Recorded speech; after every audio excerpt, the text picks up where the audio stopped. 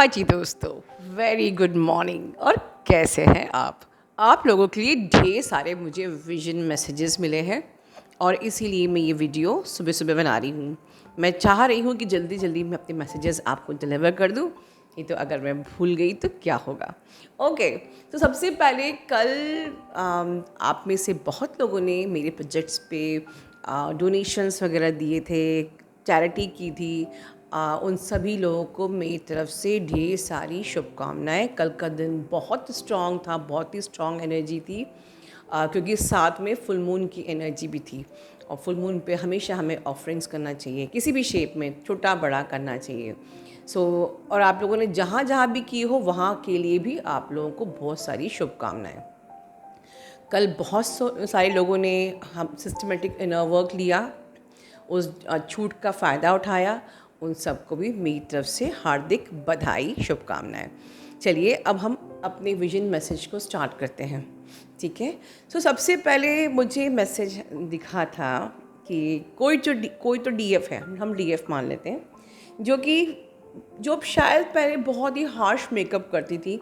She is trying to do harsh makeup, but उससे उतना harsh makeup हो नहीं पा रहा है। जैसे बहुत ही हल्का सा, लाइक इसको कहते हैं न्यूड मेकअप, बहुत ही वो she is trying to do harsh makeup, but उससे वो हो नहीं रहा है, ठीक है। तो इसका मतलब क्या है कि इसका जो आंसर, अर्थात अब आप सात्विकता की तरफ बढ़ रहे हो। अब आप और ज़्यादा सात्विक हो रहे हो, आपका असेंशन हो रहा है। अब आप 3D से, मटेरियलिस्टिक थिंग से आगे बढ़ रहे हो। इन शॉर्ट आपका एलिवेशन हो रहा है। चलिए मैं आपको एक एग्जाम्पल देती हूँ, बहुत ही इंटरेस्टिंग सा एग्जाम्पल। आज ही सवेरे ही मैंने एक फॉरेन के क्लाइंट को यही बात बताई थी।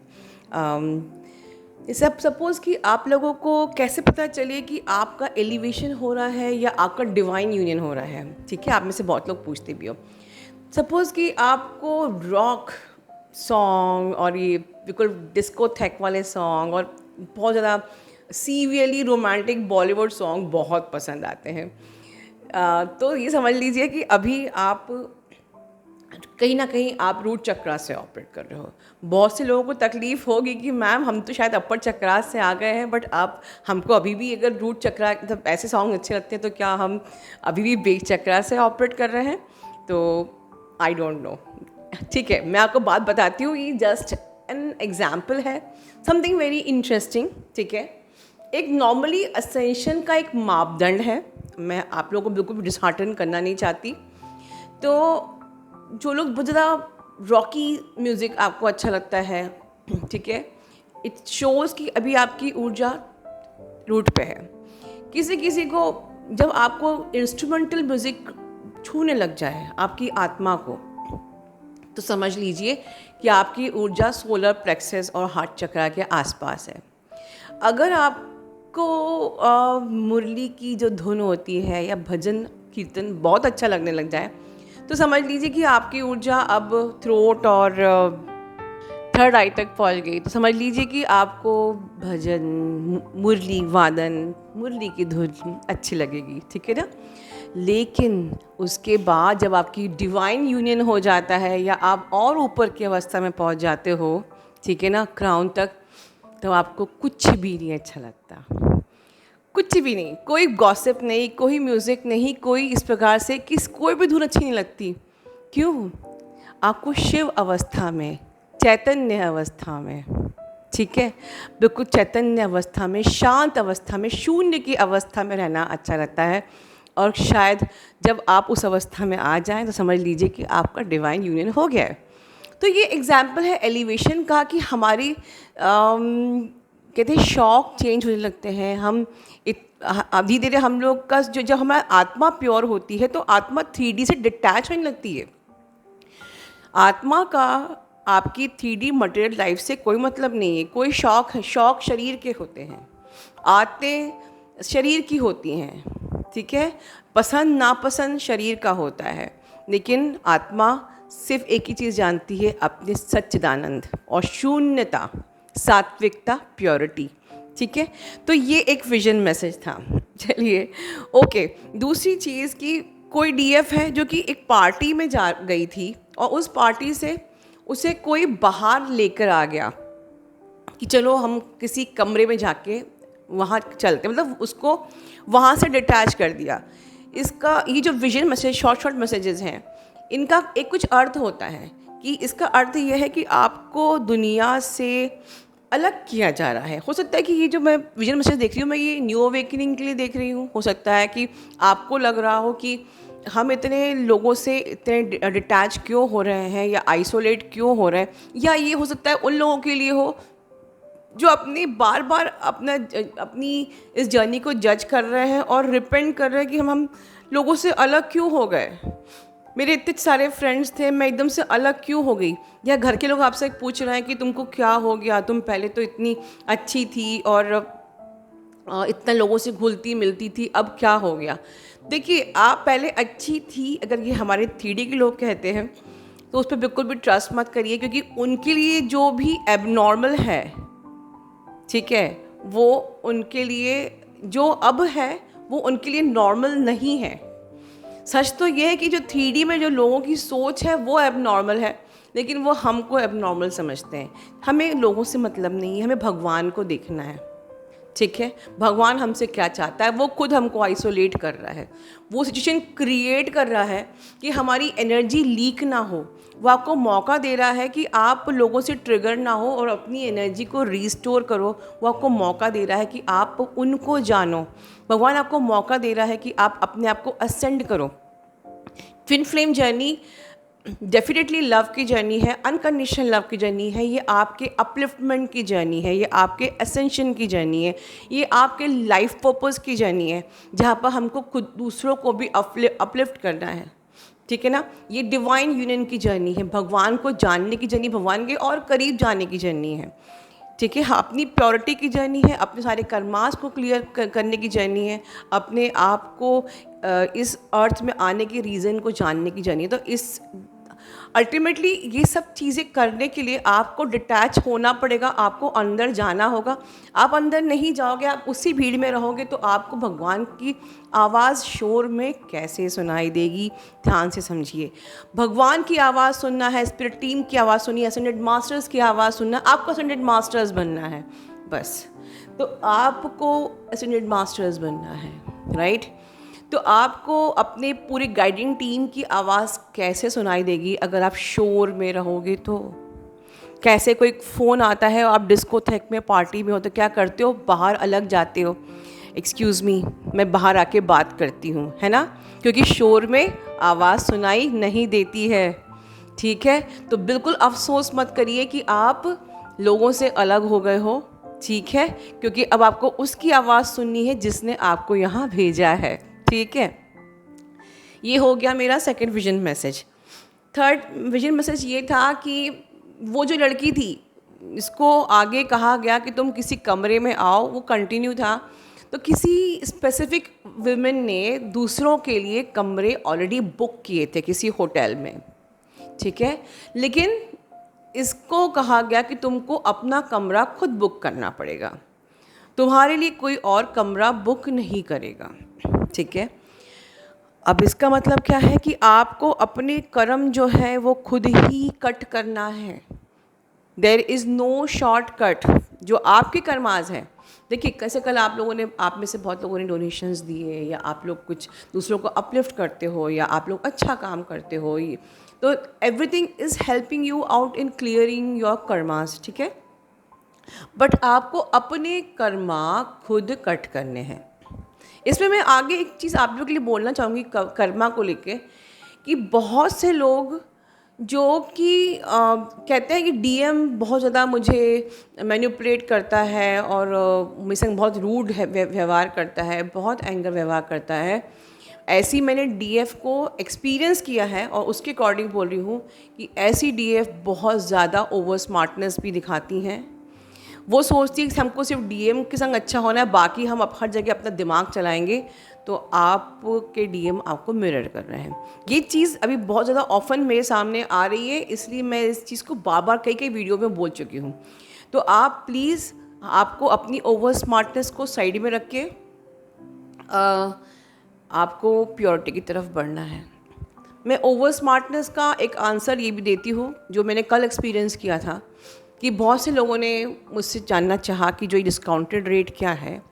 तो कुछ 4-5 डीएफ ऐसी एक्सपीरियंस हुई हैं जो सिर्फ जानना चाहती हैं कि अभी रेट क्या है, और मैं वर्ड से, मैं लाइन से ही एनर्जी पिक कर लेती हूँ। मैंने नहीं बताया उनको क्योंकि मुझे पता है ये उनको रेट क्यों जानना है।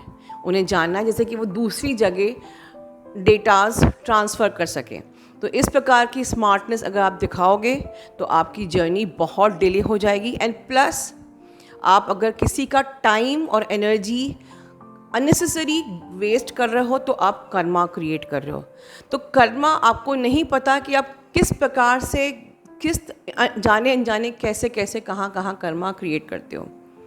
ठीक है, कोई चीज़ डेटास को जानना और किसी का टाइम वेस्ट करना, ओके, और किसी की एनर्जी को वेस्ट करना, बहुत सारे क्वेश्चन करना सिर्फ अपनी जानकारी को कहीं और डिलीवर करने के लिए, तो इस कर्मा, ठीक है, आप क्रिएट कर रहे हो। This is just an example, right. तो मुझे विजन मैसेज भी आया कि आपको अपना रूम खुद लेना पड़ेगा, आपको अपना कर्मा खुद अपने बल पर ही क्लियर एंड कट करना पड़ेगा, राइट। नेक्स्ट विजन मैसेज काफ़ी इंटरेस्टिंग है, आपके डीएम को लेके है। आपके डीएम को एंजल्स लोग जगा रहे हैं, कभी 4 बजे, कभी 6 बजे, कभी 5 बजे, पर आपके डीएम है कि उनको समझ में ही नहीं आ रहा है। ठीक है, तो इसका मतलब ये है कि आपके डीएम की अवेकनिंग स्टार्ट हो चुकी है।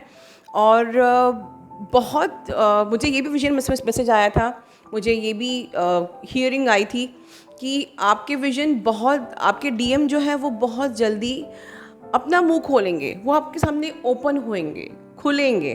ठीक है, बट आप बिल्कुल भी हरी मत कीजिए उनको, प्लीज़। उनकी अवेकनिंग चल रही है, एंजल्स अपना काम कर रहे हैं, यूनिवर्स अपना काम कर रहे हैं। आप प्लीज़ पेशेंस रखिए, उनको हील होने दीजिए। वो, आप अगर उनको हील होने देंगे तो वो और ज़्यादा आपके आगे खुलेंगे। ठीक है, और सिर्फ खुलेंगे ही नहीं, अपना प्यार स्वीकार भी करेंगे। देखिए, मुझे अपने इस मेडिटेशन के सारे विजन मैसेजेस के बाद जैसे मैंने व्हाट्सएप खोला तो मुझे ये स्क्रीनशॉट सामने आई। ये एक डिवाइन फेमिनिन है जो अमेरिका में है और काफ़ी टाइम से ये स्ट्रगल कर रही थी। मतलब इनके डीएम से इनकी 1% भी बात नहीं हुई, ना वो अवेयर थे ना ये अवेयर, वो अवेयर नहीं थे कि समवन इज़, वो किसी के ट्विन फ्लेम हो सकते हैं। लेकिन जो भी, देखिए, मैं चाहती हूँ, इन डीएफ ने बहुत ज़्यादा 2-3 साल काफ़ी स्ट्रगल किया, जबकि उनके डीएम को पता भी नहीं है कि वो किसी के ट्विन फ्लेम है, और आज इनका ये मैसेज सामने आया। मैं रियली चाहती हूँ इनको ढेर सारी ब्लेसिंग्स दी जाए। और ये जो मैसेज है ये हम सब के लिए एक मोटिवेशन है कि you must trust the process. इसके बाद मुझे एक मैसेज और मिला था जो इस मैसेज से कनेक्टेड है। ये देखिए, आप जब तक अपने फियर को नहीं छोड़ेंगे, आपकी लाइफ में जो भी फियर हो कि मेरे को अगली जॉब मिलेगी कि नहीं, मेरी जर्नी पूरी होगी कि नहीं, मेरा यूनियन होगा कि नहीं, या कोई भी आपकी एग्ज़ाम मैं क्रैक करूँगी कि नहीं, मेरे को कोई प्रॉब्लम में आप फंस जाते हो, वहाँ पर आप ओनली अपनी प्रॉब्लम भगवान को रख दो, उस फियर को, उससे दूर हटो। क्योंकि फियर जब तक है तब तक आपकी जर्नी में आप प्रोग्रेस नहीं कर सकते हैं। ठीक है, तो आपको भगवान पे ब्लाइंड फेथ होना चाहिए, फियर पे नहीं। फियर को एनर्जी नहीं देना है। अगर आप फियर को एनर्जी दे रहे हो तो आपकी जर्नी बहुत ज़्यादा लेट हो जाएगी, डिले हो जाएगी। तो this is the one of the major issue कि आपको लाइफ में कोई भी स्टैंड लेने के पहले फियर होता है। एक हम टॉक्सिक रिलेशन को छोड़ नहीं पाते हैं, एक ऐसी मैरिज को तोड़ नहीं पाते हैं, बिकॉज हमको फियर होता है कि आगे मेरा क्या होगा, मेरे बच्चों का क्या होगा, मुझे जॉब मिलेगी कि नहीं, मैं एग्ज़ाम में पास होंगी कि नहीं, सो मेनी थिंग्स। एक डीएफ का मुझे वॉइस मैसेज आया था, मैंने अपलोड नहीं किया है अभी। उसने फियर के इशू को विन करके आर्थराइटिस जैसी प्रॉब्लम उसके फादर की हील करी है। अब उसका ये वीडियो मैं नेक्स्ट टाइम जब मुझे मौका मिलेगा मैं अपलोड करूँगी। पर आप सोचिए कि आप फियर को हील करके बीमारियाँ भी हील कर सकते हो, क्योंकि एवरी बीमारी क्या है, वो आपकी सबसे पहले आपके माइंड में मैनिफेस्ट होती है, फिर आपके फिजिकल बॉडी में। तो उसको सीधे माइंड से ही हील कर लीजिए। आज बहुत ही सुपर्ब मुझे विजन मैसेजेस आप लोगों के लिए आए हैं। अनदर इम्पॉर्टेंट मैसेज, आप लोगों ने इस फुल मून पे जो भी मैनिफेस्टेशन किया और कल आप लोगों ने जो भी मैनिफेस्टेशन किया, अगर आप लोगों को 333 दिखा है, ठीक है, तो यूनिवर्स का आंसर है यस, कि आपकी वो मैनिफेस्टेशन बिल्कुल पूरी होगी। ठीक है दोस्तों, आप लोग क्या है ना, बहुत लॉजिकली सोचते हो और गॉड पे ट्रस्ट नहीं करते और टायर्ड हो जाते हो। ठीक है, और फिर जब आप टायर्ड हो जाते हो तो आप फेथ को लूज़ करते हो, फिर आप हर चीज़ को आप कोइंसिडेंस समझते हो। जबकि मेरी एक लाइन अंडरलाइन कर लीजिए, देयर इज़ नथिंग कोइंसिडेंस। इस जर्नी में कुछ भी, जब तक आप हर लाइफ में हर मिरेकल को अगर सिर्फ कोइंसिडेंस समझ रहे हो और हर चीज़ को लॉजिकली ले रहे हो, आपको ट्रस्ट नहीं है, आप टायर्ड हो रहे हो, आप यूनिवर्स से अलाइन नहीं हो, और आप यूनिवर्स से अलाइन नहीं हो तो डिवाइन यूनियन बिल्कुल पॉसिबल नहीं है। ठीक है, आपको एक सीक्रेट बता रही हूँ। जैसे घास में बहुत सारे पर्ल्स पड़े हुए हैं, आपको दिखाई नहीं दे रहे हैं। ठीक है, बस इसी प्रकार से जो अबंडेंस होती है ना, वो बिखरी पड़ी है, पर आप वहाँ तक पहुँच नहीं पा रहे हो, वो आपको दिख नहीं रहा है, क्योंकि आपको ब्लाइंड फेथ नहीं है, आप डिवाइन से अलाइन नहीं हो। मैंने आज सवेरे काउंसलिंग में उसी डीएफ को एक एग्जाम्पल दिया था कि what is the meaning of blind faith. कि अगर गॉड तुमसे कहे कि कूद जाओ, नीचे गड्ढा है कूद जाओ, तुम कूद जाओगे बिकॉज तुमको पता है कि वो भगवान ने कहा है तो वो भी मेरे लिए बेस्ट ही होगा। यू डोंट नो कि कब आपको भगवान अपनी गोदी में उठा लेगा। That is called blind faith. और जब तक इस एनर्जी में नहीं आओगे, डिवाइन यूनियन पॉसिबल नहीं है, सोल मर्जिंग पॉसिबल नहीं है, रियूनियन पॉसिबल नहीं है। इसलिए प्लीज़ इस जर्नी को इतने हल्के में मत लीजिए आप लोग, जितने हल्के में आप ले रहे हो कि थोड़ा सा हमने अपना दिमाग चला लिया, ओवर स्मार्टनेस दिखा ली, थोड़ा सा शैडो वर्क, थोड़ा सा इनर वर्क कर लिया और बस यूनियन हो गया, दैट्स इट। हमें अब किसी से मतलब नहीं है। This is very bad. So at the end बहुत सारा सात्विक हो जाइए, बहुत सारे प्योर हो जाइए, बहुत ही गॉड फियरिंग बन जाइए, ग्राउंडेड बन जाइए। ठीक है, ग्राउंडेड से एक एग्जाम्पल याद आ रहा है मुझे। हर ऊंची सी ऊंची बिल्डिंग, कितनी भी बड़ी सी ऊंची से ऊंची बिल्डिंग होती है, अगर उसका बेस ना हो तो वो बिल्डिंग गिर जाएगी। मेरे पास बड़े बड़े grand masters, reiki grand masters आते हैं, बड़े बड़े टैरो कार्ड रीडर्स भी आते हैं काउंसलिंग के लिए, और जब वो अपनी ये दिखाते हैं कि मेरे पास ये पावर है, वो पावर है, तो मैं उनको बस एक ही गाइड करती हूँ कि मेरे पास कोई पावर नहीं है, मैं शून्य हूँ, मैं सिर्फ डिवाइन का एक इंस्ट्रूमेंट हूँ, छोटा सा बच्चा हूँ या सर्वेंट हूँ, बस।